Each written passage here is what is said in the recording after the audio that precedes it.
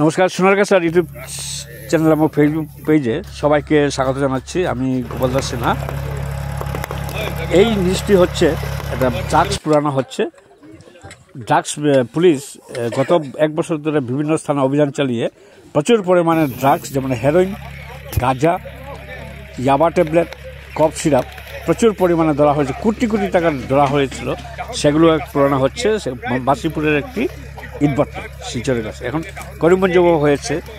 একই দিনে প্রায় 450 কোটি টাকার ড্রাগস পুরানো হয় করিমগঞ্জ জেলায়ও। বৃহস্পতিবার দুই জেলার পৃথকভাবে বৃহৎ পরিমাণে ড্রাগস পুড়িয়ে দেন পুলিশের শীর্ষ অফিসাররা।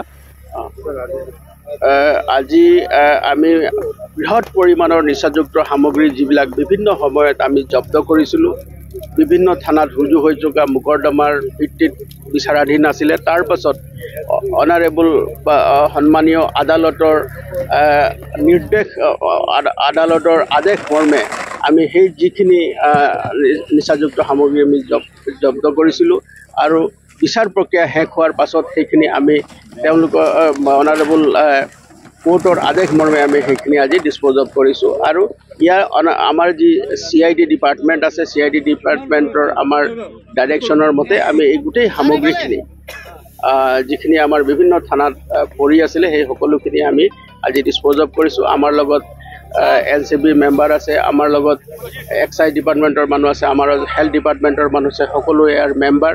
আৰু আজি আমি এইখিনি সামগ্ৰী আমি ইয়াত জব্দ কৰিছোঁ আৰু যিখিনি সামগ্ৰী আমি ডিছপ'জ অফ কৰিছোঁ। আৰু এইখিনি এই যিটো দহন কাৰ্যসূচী আছে, এই দহন কাৰ্যসূচী যিখিনি নিচাযুক্ত সামগ্ৰী আমি আজি দহন কৰিছোঁ, সেইখিনি সামগ্ৰীৰ প্ৰায় বজাৰ মূল্য আপোনালোকে দেখিছে যে এইখিনি বজাৰ মূল্য প্ৰায় 1000 কোটি টকা হ'ব।